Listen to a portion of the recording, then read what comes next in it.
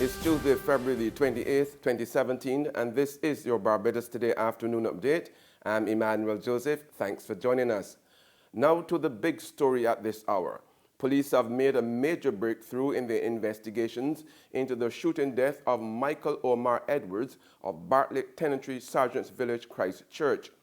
18-year-old Edwards died as a result of being shot multiple times after two men went onto his premises on February the 2nd and riddled him with bullets before fleeing. This morning, 28-year-old Kamar Stout of Bottom Close, Wildy, St. Michael, and 26-year-old Livardo Hines of Durance Lodge Road, Christchurch, appeared in court charged with the murder.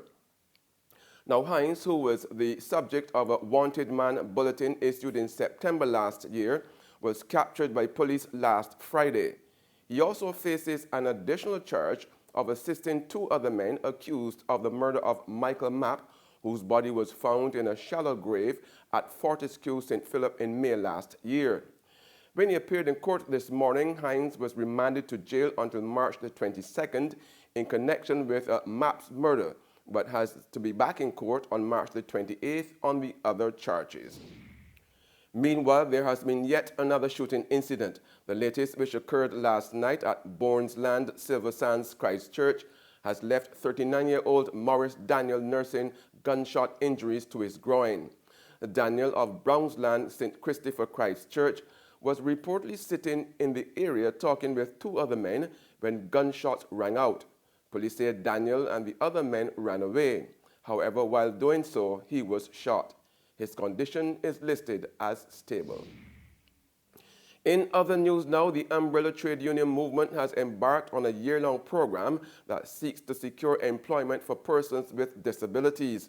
General Secretary of the Congress of Trade Unions and Staff Associations, Dennis DePisa, told the news conference this morning that the project, dubbed Employment of Workers with Disabilities, will collaborate with stakeholders in promoting the UN Convention on the Rights of Persons with Disabilities.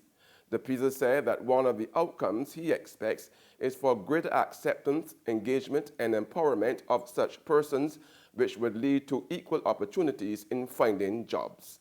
As an outcome of the series of plan initiatives that the Congress launches today, in collaboration with strategic partners, it's the hope that employers will develop a greater appreciation for workers with disabilities, and that the society as a whole will recognize that those who fall in this group have the same productive potential as the able-bodied members of our society. In the absence of statistical evidence to support the number of persons with disabilities who are found in the employment sector, it requires that the Manpower Research and Statistical Unit of the Ministry of Labour, Social Security and Human Resource Development undertakes to provide labour market information on the number of persons with disabilities who are seeking employment and those who are actually engaged in the workforce. Barbadian businesses are being urged, meanwhile, to consider menopause and other biological conditions that affect women in drafting their workplace wellness policies. The call came this morning from General Secretary of the Barbados Workers' Union, Tony Moore, while speaking on the second day of the Week of Excellence seminar at Solidarity House. And we also urge to note that when you are writing the policy, you should bear in mind that worksite wellness programs should help working families to balance work and family commitments. And where you can, you should seek to incorporate policies around child care, elder or dependent care, and flexible work schedules. We didn't say the 24/7 economy.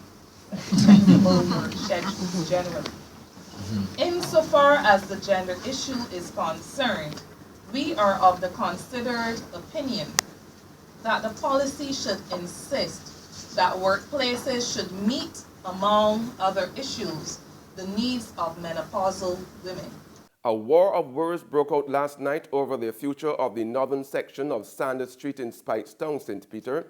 The debate, which came during the second of the Physical Development Plan Town Hall meetings at Alexandra Secondary School, pitted a marine conservationist against a town developer. Director of the Barbados Sea Turtle Project, Professor Julia Harrocks, wants Sand Street restricted to only pedestrians and cyclists to save turtles from being run over by vehicles. One suggestion we would have is that the consideration be given to closing the road and replacing it with a pedestrian bicycling type access route, have a turnaround point at either end, perhaps have the pedestrian route go around the corner towards the highway so that it's basically two sides of the square is pedestrian access or cycling, and that the pedestrian access be moved higher above the high water mark than the road currently is. However, Spikestown businessman and developer Austin Husbands disagreed, contending that it's the turtles which should be restricted. But one of the things that we have suggested is that where there's currently the sidewalk, that we just elevate the bit of wall that is there to 3 feet high. I don't know a turtle that can climb that high. Anytime you see a turtle that high, somebody put it there. So we were suggesting that you could just build a wall along there with openings for those turtle project people who might have to access the beach, a little gateway or whatever. It's not going to cost that much. We looked at the cost already. And there could be some volunteers coming out to do this the same way. We were talking about volunteerism in Barbados. And that would prevent the killing of Spikestown, which my dear friend from the University of Western suggested. Remember that Spikestown already suffered because of the construction of the bypass road. And we've been fighting for ages to have business come back into the old Spikestown. And if we close that road off, that is the end of places like White's Bar, Orange Street Grocer, the PRC Bakery. They will die. There's regional and international news after this short break. Get your paper, get your paper. Only $2.25, $2.20. Who? For what? That's Bear Stale News. I don't read about that on Barbados today since last night. That can't only can't do. $2.20. Who? The Barbados Today, news you can trust.